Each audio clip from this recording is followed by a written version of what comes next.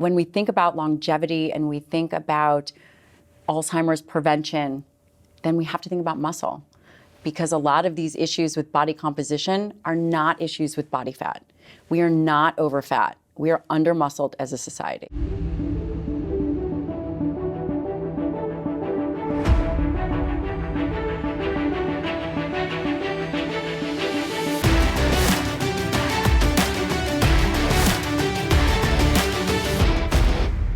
Hey friends, welcome to the Empire Show. My name is Bedros Keuilian, and this is an inside look, which means we've got a guest with us in studio, and this guest is none other than my doctor, Dr. Gabrielle Lyon. And not only are you a doctor, Yep. and my doctor, but you are also a dear family friend. Welcome to the show, Gab. Thank you for having me.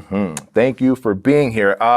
The reason I asked you to be on the show is because I want to talk about optimization, like entrepreneurs, and what we talk about here on the Empire Show is, as entrepreneurs, we are athletes. Like, we need to play at the highest level of performance. We need to show up every day. We don't have a set date that's our Super Bowl. Every day is our Super Bowl. Yeah. And every day we take the court, we get on the field, we want to play at the highest level of decision making, of marketing, of sales. We don't want to have thought fatigue, foggy-headedness. We want to make sure that we're healthy and showing up as great leaders. And what really sparked this in having you come on here is, lately I've been posting up before and after pictures of me 10 years ago, where I was still on testosterone therapy, with another doctor, not you. But I was 30 pounds over fat, and you could see it in the pictures. And then here I am at 47 years old, 10 years later. So at 37, I was on testosterone, was strong, but fat, didn't sleep well, had a lot of mental fatigue and foggy-headedness. Here I am at 47. I have 3 more companies, many more employees, more demands on me, and I'm in better shape, and I'm more mentally, physically, emotionally optimized. And a lot of that is due to the work that we've been doing together. So what better way to share human optimization with my audience than to bring the human that is helping me get optimized, right? So anyways, who introduced us? Jason Jason Redman. Jason Redman, yeah. So for those of you that don't know, Jason's been on the show. Jason is a retired Navy SEAL, wrote 2 amazing books. One of them, his first one, is a New York Times bestseller about leadership. And you know, he had a lot of failed leadership attempts before he became an amazing leader, but in a tragic incident while on a mission in Iraq, he was shot several times across the body, once through the face, almost 40 surgeries later. They patched him back together. And as Jason and I hit it off as friends, and I helped him improve his work from the stage, we're talking one day upstairs in my conference room, and I paused, and I'm like thinking, and he's like looking at me like, "Are you okay?" And it was the end of the day, and I'm like, "Jason, I'm so sorry. I'm a little, my memory doesn't work well right now." And he goes, "Why?" I go, "I think I just work so much that my memory just starts to backfire." I go, "In fact, sometimes when I leave HQ, I go park at the gas station just to clear out my text messages and stuff on my phone before I drive up the hill, because I don't want to do my texts and stuff in front of the family, right?" So I always do my text messages there at the gas station while I'm listening to music, go through 20, 30 text messages, reply, and then turn off notifications and drive up the hill. I've got a pattern, and that's one of my patterns of winning. I go, "But sometimes I forget which way I'm supposed to go, up the hill or down the hill to my house. It takes me a minute." And he's like, "Dude, that's not fatigue. That's not normal." He goes, "Have you had any traumatic brain injury?" I'm like, "No, dude, I haven't been in the military. No doors blown up in front of me. Like, that's you guys." He goes, "Well, something's up with you. Can I introduce you to Gabrielle?" And that's how we connected. And so when we did, I think that was one of the first things I told you was like, "Listen, from time to time, I'm having these memory issues where and fatigue. You were very tired. Yes. At the end of the day. Now you come in, you're like on fire, ready to go. And the fatigue, in fact, I remember, like, I would hope that somebody would cancel a coaching call or an appointment, a meeting, and so I could take like a 2:00 nap, you know? And I just thought, well, it's because I'm working so hard and demanding so much of my body and my brain. But in reality, there were several things. Yeah. Like thyroid. Thyroid was a big one for you. What was that heavy metal? Mercury. Mercury You're poisoning. eating a right? lot of sushi. And so why don't we start there? Like, Yeah. so as you met me and you're like, okay, this guy's an entrepreneur, he's having this fatigue and memory issues. What made you start going down the rabbit hole of thyroid and heavy metals? Well, one of the things that I love that you said is this is one of the things that you do to win. And in my practice, I take care of innovators and leaders, individuals that change the world. Jason is a patient, a lot of the SEALs. And one of the things that you see is they charge hard. Yeah. And an individual that charges hard typically will do whatever it takes. Right. That means sacrifice sleep. That means go long periods without eating. They'll probably train in the morning, but really push through. And just listening to your story when we were talking about what were some of the foods that you were eating, do you remember how often you were eating sushi? I was eating sushi 3 to 4 times a week. Because it was easy. It was easy. It was convenient. A friend of Right. mine owned the restaurant, and I'm a creature of pattern. And so I Which was is on my important to know yeah. from a healthcare perspective. I was on my 10th year of eating sushi, basically 4 times a week. That's For impressive. 10 years. That is impressive. In large amounts. I eat large amounts when I eat. Yeah. You know what I mean? I do. Yeah. Yeah. I saw those donuts on your desk. Yeah. Just kidding. Yeah. Those were healthy. But so, taking a good history and physical of an individual from a preventative aspect. So my job is to make sure that you are always able to function every day like you're in the Super Bowl. And that means even understanding what you're eating. When I heard that, we went through your diet and you were, pretty fit, I would say, as you are when you came in, but to talk about the content of what you were eating and also the pattern of fatigue, I knew that although you had been on testosterone, we needed to check everything. Right. And that included thyroid, also vitamin D, talked about your sleep. Right. And then with the heavy metal, we chelated you, and man, you were not happy to give up that sushi. Yeah. And I tested you again after. I was like, have you really? You know what's funny is for a whole year after that, Yeah. I was so trigger shy where sushi was concerned. Now I'll eat it like once or twice a month. But for a whole year, I was so trigger shy because from what I understand, not everyone is able to flush that mercury is out of their body, right? Well, everyone has a different capacity to detox. Got it. And I use that word loosely, but everyone has a different capacity. Gotcha. Yeah. Gotcha. So again, I was just very grateful that I was able to get down to healthy levels and then that you were able to regulate my thyroid, Yeah. which immediately, it's not like I gained energy. I just didn't, where the thyroid was concerned, people always ask me, like, did you all of a sudden gain energy? No, but I didn't all of a sudden fall off the cliff at 2 o'clock. Right. And feel like I just needed to put my head down and sleep for 30 minutes. And your memory is Yeah. better.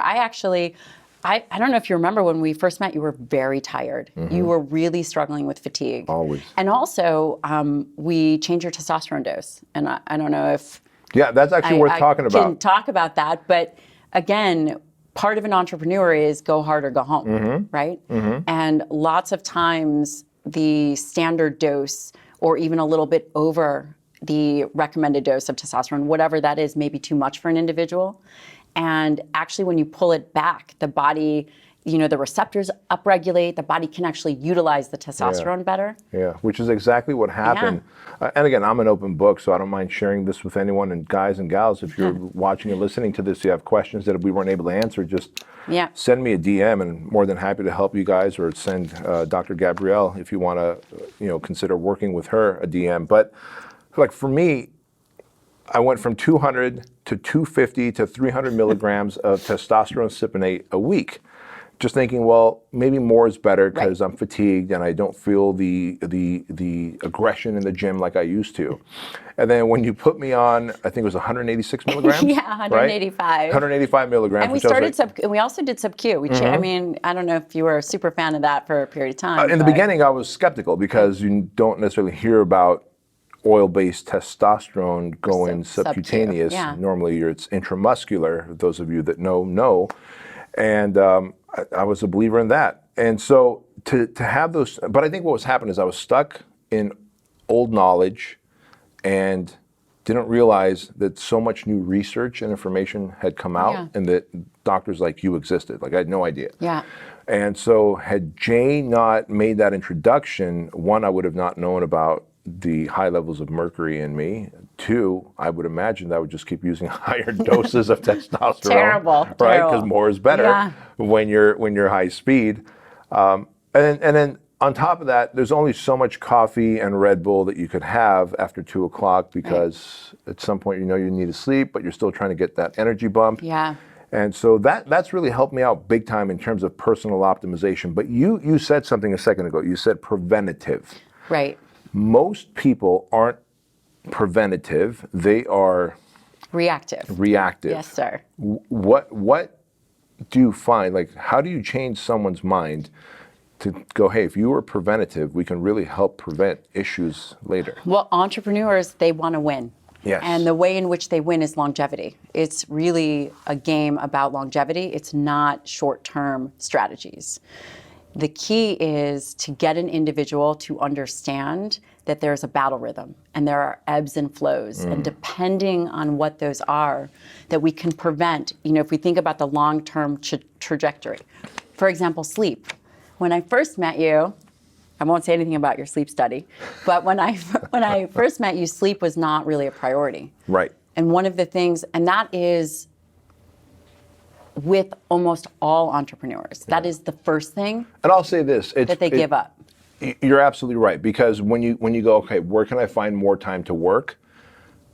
The second thing that we think of is better productivity and time management. The first thing we think about is, well, I can give up an hour or two of sleep. Right. And so if you go from 6 to 5 hours or 4 hours a night, like that's a substantial, Right. like, and I believe there's almost like sleep debt. It adds up. There is. And there are repercussions. One of the things that we know is that over time it really affects memory, because sleep is the time that the brain cleans itself. I did a fellowship in geriatrics at WashU in St. Louis, and one of my jobs was a memory and aging clinic. And lack of sleep is a risk factor for later life memory impairment. Wow. And that is a very big deal. Processing speed. And also, listen, every guy cares about testosterone and hormones. Right. Sleep really impacts that. Also, blood sugar regulation. One thing that is so important for entrepreneurs to understand is their weaknesses. Really, really plan for them. Individuals that are pushing hard and not sleeping, it will definitely affect their ability to regulate their blood sugar. Yeah. Let's talk about that for a moment, Yeah. because especially I see this with my coaching clients, you see it with your patients, I also saw it with myself. High-speed entrepreneurs that are always pushing and have their foot on the gas pedal, they're either going to overconsume a ton of food at night, like that stress response to food, the emotional eating, I need to get all this, like, relax and take the food in, or they take the edge off with alcohol. Right. And it's predictable. Yeah.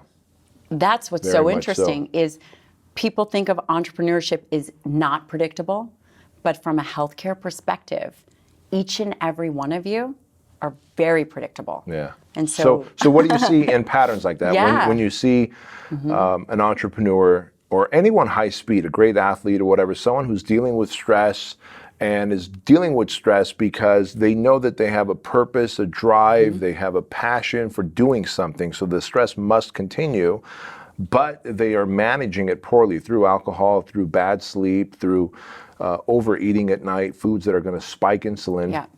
How does that show up, the alcohol, the overeating, throughout the next day, the days after? Yeah, it's interesting. It is a very predictable pattern of increased vice use, whether that vice is food, whether that vice is alcohol. And again, it goes back to battle rhythms. It is predictable what will happen the following day. And ultimately, you see individuals crash. They can only do that for so long. Maybe they put on weight, maybe they then become pre-diabetic, or their cognitive function goes down, the way in which they think and process. And for an entrepreneur or an athlete or an individual who really cares about their business, they can only go as far as their health capacity. That is going to be the ceiling. Individuals could argue and say, no, it's mental. I am telling you as a physician, it is physical. Yeah. Nothing will take you out faster. Yeah. Yeah. Well, one, you've got a good point there. And two, I can tell you that when my stress levels were high and recovery levels were low, optimization was low, recovery was low, stress levels were high, I would randomly pull my back, pull my like something in my shoulders like impinged. Traps were super tight. Like my body, there's a great book out there called The Body Keeps the Score. Yeah, of course. When I read that, I was like, holy crap, like your body truly does keep the score, both like physically, like you said, in cognitive thinking and loss of memory and the sluggishness of the way you think, but also physically. All of a sudden you start developing aches and pains in your body. You're like, what the hell, man? Like I can't even get my workouts in because I'm always injured. Right. And I realized I'm not doing anything to get injured. I think this might be a byproduct of like poor sleep, poor diet, and the vices that I would turn to. Again, if I'm replacing a cup of water with a cup of coffee, if I'm eating 3 bagels and one sitting at night, which is that was a regular practice for me 3-4 times a week. And I'd crack the bagels in half and I'd dip it in that whipped cream cheese. You just hurt my heart right there. Right? So imagine that. And so those of you that are seeing that before picture of me from 10 years ago, like I would literally like go like, all right, I'm growing this franchise. This is the problems that I'm dealing with. No one can relate to me. So I would go home and I would just sit there and work through my problems as I'm eating. And what about eating carbs and sugar? What is it about it that makes you feel so good? It is just that kind of reward dopamine hit, that emotional response. Holy shit. And then it becomes a habit. And individuals continue on in this habitual nature. Which is dangerous for us because as an entrepreneur, you're really good at building habits, especially success habits. As it turns out, you can also build vice habits easily. But you have to plan for that. People cannot be surprised by their predictable nature. Right. Individuals will become more stressed. It's the name of the game. Yeah.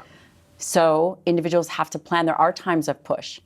And you plan for that. And you really think about, you're not surprised by the fact that you've worked 27 days. You know that this is what you're going to do. You can dig in and say, listen, I'm going to train in the morning. I'm going to be dialed in during the day. I'm going to take whatever supplements I'm taking, vitamin D, anti-inflammatory agents, whether it's fish oil, there's strategies in place. And then maybe for this block, you might get less sleep. But immediately after, you have to plan for that recovery. Yes. Maybe that's an IV, or maybe, when we were getting you ready for the project. Right. We knew that we had to get you so you could cognitively focus for those long periods of time, and now you're pro at it. Yeah, that's actually a good point. And look, those of you that are like, maybe you're on the speaking circuit, maybe you're in a fundraising sprint. Like if you're in a fundraising sprint for 30, 40, 50 days, you're doing Zooms, flying around the country, meeting people that you're trying to raise capital, and you're going to be burnt out. The reality is, and I do this now, Bryce does this as well, as soon as he comes back from an event, we're getting IV, right? And so what's the right kind of IV to get? And the first time I got it was when I was like, hey, doc, it seems like every time after the project, I catch a cold or a flu or something. Yeah. And what do I need to do to go into the project? Because yes, it's 75 hours. I get very little sleep during that time, as do all the other instructors. But then I have to come out of the project and still be the CEO. Right, and you have to work. And I have to work. And it's just draining on me when I'm, also fighting off a head cold. And you're like, have you ever gotten an IV before? And I'd never gotten one. And you'd hear about them. But what's in a good IV bag like that is going to help? Like, what are the people looking for? Well, they're looking for fluids, which is, of course, what they're going to get, and also vitamin C, which is a big one. And, depending on how big you are and how much you need, vitamin C is very, very helpful. Why can't they just take a whole bunch of vitamin C pills? You can, but you might have diarrhea. Right? Because your body can't digest. Like, and that's what I started to learn. It might hurt your stomach. Right. You might have diarrhea, and that's not good. That's not a good look. No one needs a blowout. No one needs a blowout. So vitamin C can be great. Magnesium, B vitamins. It's just a quick way to replenish vitamins and minerals without taking everything. Right. It's effective and it's fast. I mean, you feel it immediately. You do. I guess because it goes directly in your bloodstream. You do, right? yeah. That's the whole idea. That's the whole idea. And so where optimization is concerned, like if you're like, okay, here's a human who's just like they're raising money, they're trying to get marketing funnels going, they're hiring people, they got investors that they need KPIs that they need to meet that the investors have set. So this person is not going to have a lot of rest for like the next year. Yeah. How do you program their diet, their lifestyle as a doctor? Well, number one, you have to plan for what can be prevented. There's certain things that should be non-negotiable. You have to make sure that sleep is there. I know that they may not be able to get what they're looking for. You have to make sure that the sleep that they're getting actually is effective sleep. That's really important. What are some strategies to get effective sleep? Sleep study. For you guys wondering, the internal joke between me and Gab here, it's been about 2.5 years she's been wanting me to get a sleep study.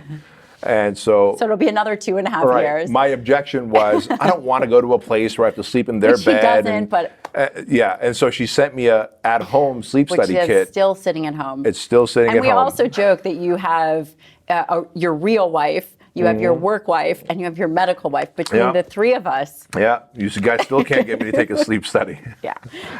So this concept of having to push for long periods of time, I see that especially with the SEALs, but they do come home and they do recover. One of the things is sleep is important regardless, and to go through long stretches of sleep deprivation is not good. We know that it increases risks of all kinds of diseases. So that has to actually be a priority, and then understanding the rhythms, right? Waking up at the same time. If they're going to bed late, they still should be waking up at the same time. Really? So if you're going to sleep late, you should be on a should be on a consistent rhythm. Is that the circadian rhythm that we're trying to dial in? What's happening there? Well, I think that, number one is it programs the body. And that is, is it anecdotally effective? It is. Individuals get up at the same time every day is really important. The other thing is if an individual has a family history of something like cardiovascular disease, those are really important things to know because there is stress in an entrepreneur or a maverick or a game changer, those individuals. Right. You have to make sure that, if an individual crashes and burns, then they're not going to be able to ever accomplish their dreams. Right. So making sure blood pressure is checked and dialed in. It's really important. Yours is good, I know. Shane has checked it. I have checked it. Can I share a fun story? So you guys live on the East Coast, and so you guys were down, I don't know, I think this was maybe last summer or the summer before. But so Gabrielle's husband, Shane, is a former SEAL as well, just like Jay, and he's in medical school right now. And we were going to have like a family dinner together, so we decided to meet up at Mastro's Steakhouse. Yeah. And did Shane just like roll up with like a blood pressure cuff, or maybe you needed my blood pressure? I wanted to do a physical exam. We needed a physical exam. Every year we need a physical exam. So it happened right there at the dinner table at Mastro's where Shane took my blood pressure, and it was fine. So those are really important things. And then understanding there's simple nutritional strategies that individuals can do, and that really is optimizing for protein. And I know that sounds very cliche, but you have to be able to recover. Yeah. Let's talk about that for a moment. So we know obviously sleep is very important, and so you want to prioritize sleep when you can. When you can. Yeah, right? Because if you're on a sprint, and I love what you said, plan for it. Great, you're on a sprint, but if you know that we're doing a 30-day of fundraising, day 31, and maybe the next 5 days after, you're getting some decent sleep. And whereas before I was like, no, I just got to shift gears to the next thing. Right. I now make time. Like before, the project would end. It ends on a Friday, starts on a Tuesday, ends on a Friday, and we go all the way through. We have the project dinner, and the first 2 project classes, I would still take on speaking gigs Saturday and Sunday. Well, that means I got to still prep and get up on stage and bring the thunder and then hang out and do the meet and greet. And Monday would come, and I was wrung out. You were crushed. Now, I intentionally have light days on the Mondays that follow the project.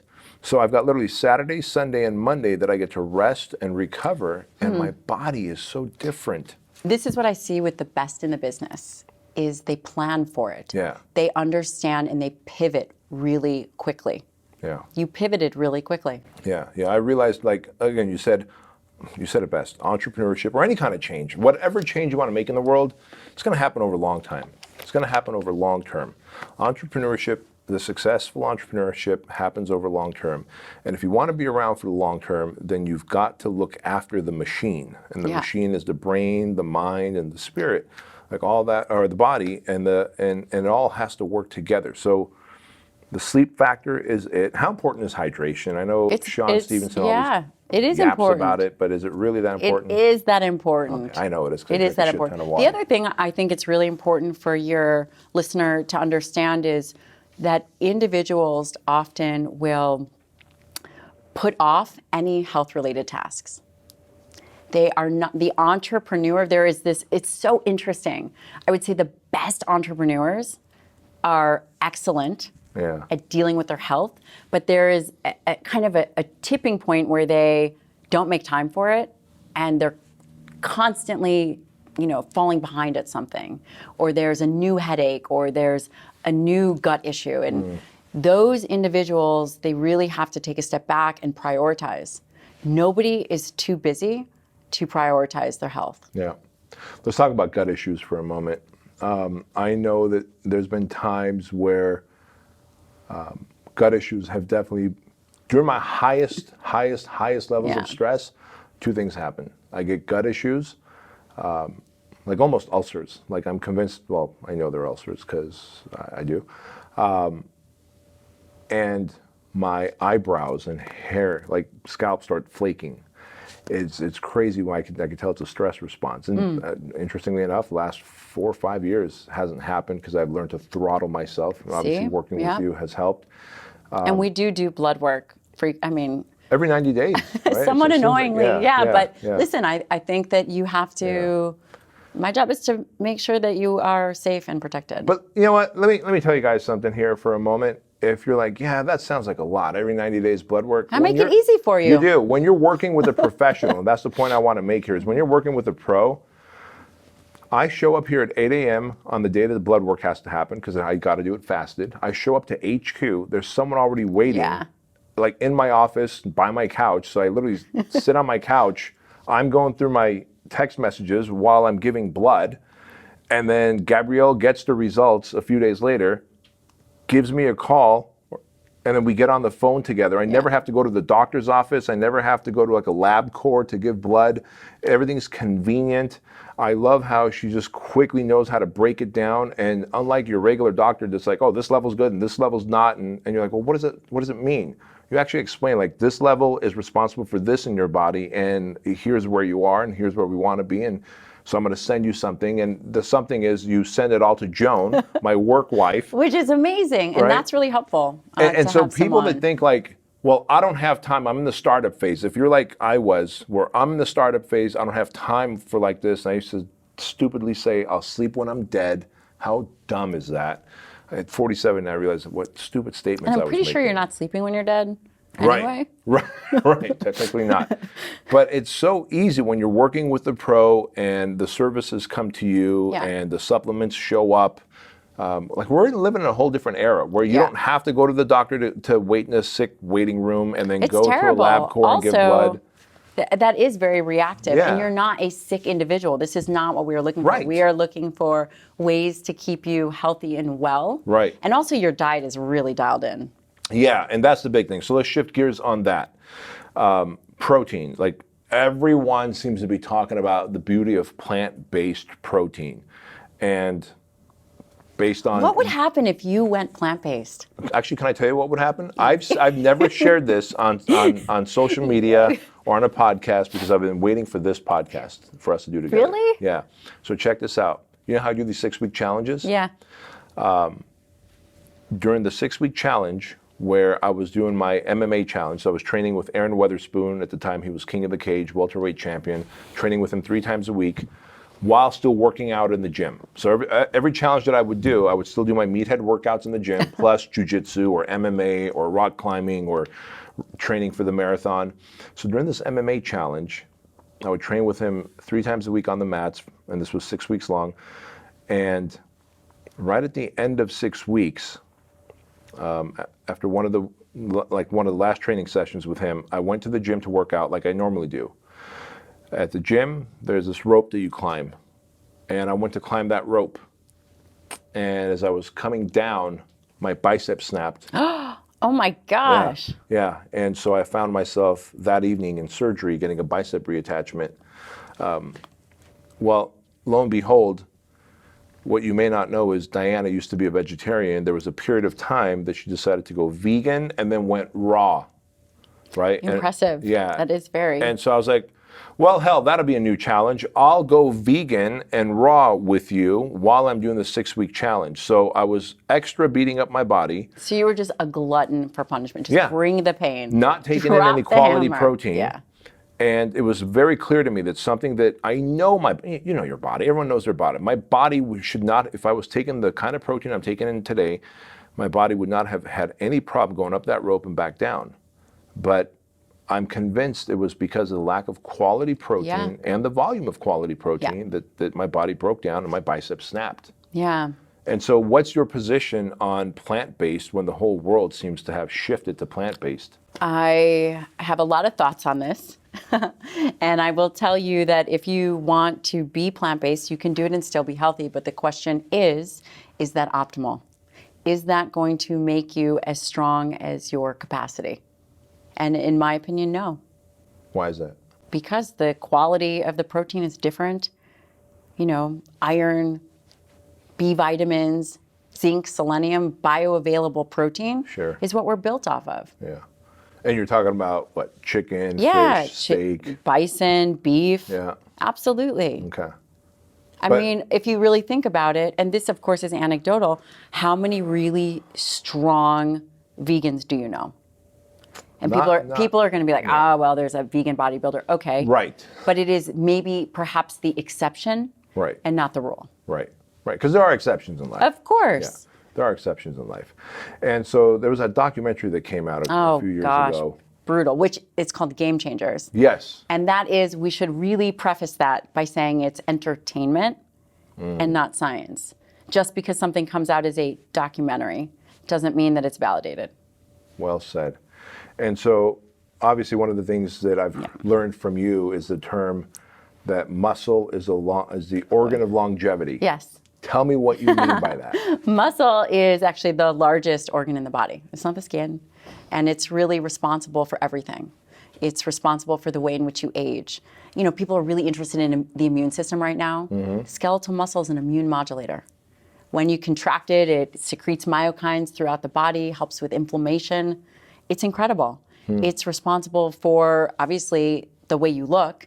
And in fitness, that is great. But when we think about longevity and we think about Alzheimer's prevention, then we have to think about muscle.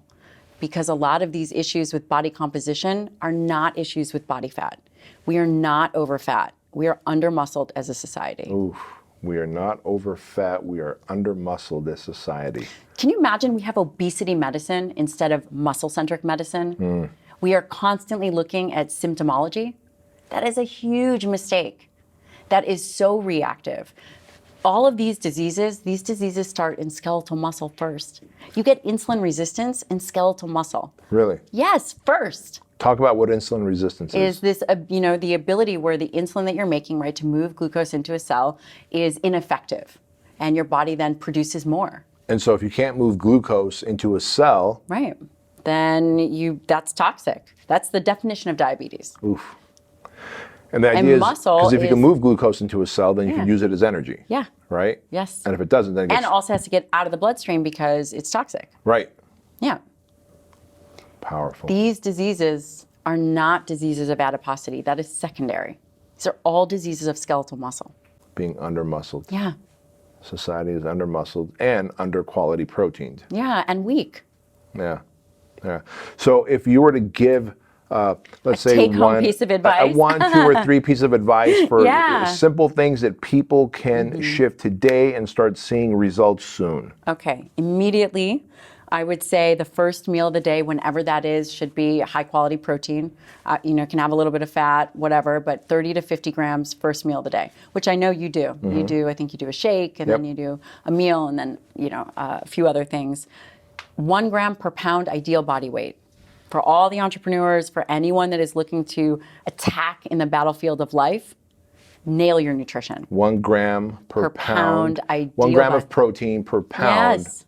Ideal body weight. For your ideal body weight. So just let me break this down for you guys as a former personal trainer. If let's say you weigh 220 pounds, but your ideal body weight is 200 pounds, then you would take 200 grams of quality protein throughout the day. Yes. Right? Yeah. And so someone says, well, isn't that excessive? Isn't that a lot of... No, you know it's not, no, right? it's not. You've got to be working out. You've got to be pushing your body. And if you don't, then you fall back into the other trap. Which is the disease of mediocrity. Yes, the disease of mediocrity and, of course, being under-muscled. Yes. Right? Which is really the big problem It here. is. Which is truly the big problem. And there's so much science behind that. There is. And, you know, again, these are a lot of narratives that are a problem. You know, the same people that are going to sell you Little Debbie's are going to be the same people that sell you weight loss products. We are not in a culture that is looking for optimization or really wanting individuals to win.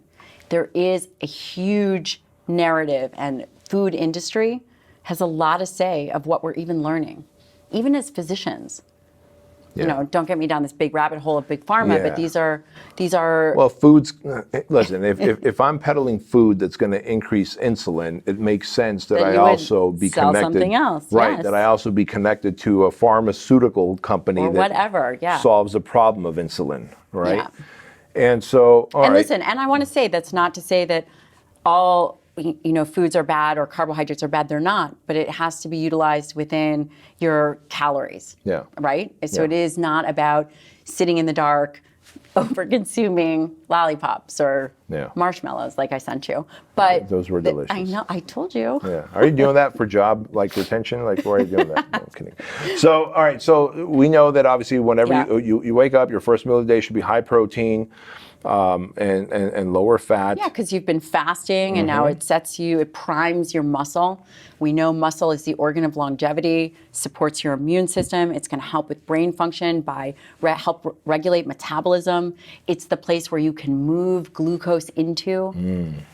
And you're suggesting 1 pound of protein. 1 gram. 1 gram of 1 pound of protein. That's impressive. Yeah. 1 gram of protein per pound of ideal body weight. And between each meal should have between 30 and 50 grams of protein, which actually becomes very important as individuals age. Not that you're aging, but overall because it really helps stimulate tissue, stimulates muscle. That's huge.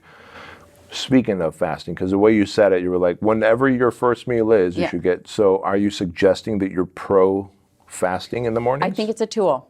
I personally fast in the morning. You do? It just depends. Tell me why. What are the benefits? Well, it allows for calorie control.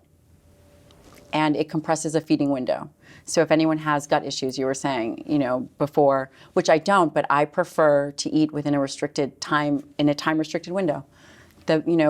Do I believe that there's magical benefits to fasting? I don't think anything is magical. I think that it can be used as a tool. I think the times in which you would use it are if you perform better. So let's say, for example, a lot of the patients I have will eat something and they just don't feel well. Sure. Right? Maybe they're eating the wrong thing and then they have to take a nap right away. Yeah. Not that that ever happened to you, but let's say it did. Yeah. Those individuals do really well fasting. Gotcha. And it, some individuals like a challenge. So there is a benefit for fasting in that way. But really calorie restriction. And then one of the other things I think is important is eating at the same time every day. Not being chaotic, being structured. I have found that predictable feeding schedule for me has been huge. Yeah. And my body almost knows, and it's like it reminds me now versus depriving myself. Right. And then pigging out at night. Right. Yeah. So what else can you add on top of those? Yep, I would say that carbohydrates, if an individual is going to have carbohydrates, that should really be a meal threshold. And what I mean by that is oftentimes people think about how many carbs you're going to have during the day, which ultimately is important. And I actually learned this from my mentor. His name is Dr. Donald Lehman. And we have talked about it, and the carbohydrate per meal should roughly be 40 to 50 grams or less unless you are training. So carbohydrates per meal should be 40 to 50 grams per meal or less. Yeah. I mean, you earn more if you're training. Yeah, of course. But these are very applicable action items that your listener could take away and say, you know what? Here's how I'm going to design it. I'm going to do 3 meals a day, which is not necessary, but if they wanted to do 3 meals a day, their first meal is going to have protein. Their second and third meal is also going to have protein. And then they're going to have carbohydrates at their second and third meal. And perhaps it's going to be, if they're working all day because they're in a push phase, then it's going to be 50 grams of carbs per meal. Gotcha. And that's easy. And listen, you titrate up or down depending on the individual and the activity. Yeah. But you have to earn your carbohydrates. I love that. Earn your carbohydrates. Take in your protein as required, but earn your carbohydrates. It's such a brilliant way of saying it. Let me ask you this. Coffee.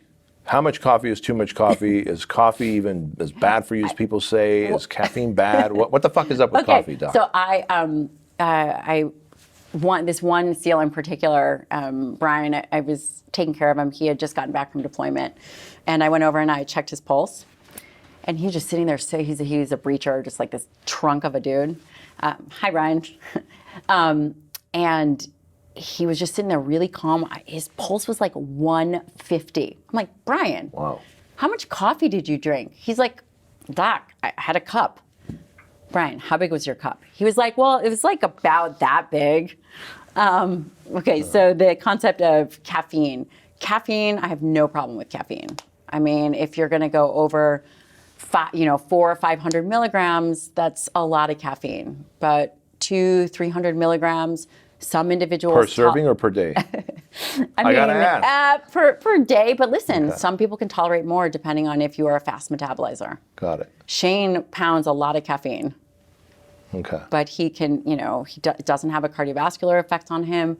People metabolize it differently. Okay. I found that when I get over, this is how I found when I'm over like 150, is it milligrams or grams? Milligrams. Milligrams of caffeine, like in a serving. Because sometimes I'll drink coffee at home, and then I'll hit Starbucks, and then that'll put me over, and I'll literally have these like micro, I'm not going to say anxiety attacks, but these micro feelings of anxiety while I'm training in the gym. So that's too much for you. Yeah. People have a caffeine tolerance, but it can be used well as an ergogenic aid. Yeah. It's great for performance. Yeah, it is. It is. Again, finding your threshold. What about alcohol? I'm not a big fan. And I actually don't drink for no other reason than, well, number one, it tastes terrible. But alcohol, I mean, I suppose in moderation it's okay. But then again, as a physician, I am not it affects sleep architecture. It just, I don't see a lot of great things from it in general. That's one of the tools that we entrepreneurs use it can affect to take the edge off. It can affect liver enzymes. Yeah. Why not use something else like meditation? Yeah. No, or stretching. Good point. Or get a dog. It's funny you say that. This goes back to so many other conversations of the easier thing to do is to eat or drink your emotions, your stress away. The proper thing, the longevity thing to do is to use routine, to use habits, to use discipline, to go, all right, I'm feeling something. And what I found with myself is I was like, all right, wife, do we really need bagels in the house? We really don't. Right. And do we need a jar of peanut butter sitting right on the counter? We really don't. So maybe if there's no bagels in the house and the peanut butter is put away, just simple strategies. If it's out of sight, it's out of mind. And learning how alcohol actually does negatively impact my sleep. So if I only have a 4 or 5 hour window of sleep, am I going to have a cocktail or two to take the edge off only to make that 4 or 5 hours even worse? And then the other thing an individual has to think about is if they do that habit today, what is the likelihood that an individual is going to do that habit tomorrow? Right.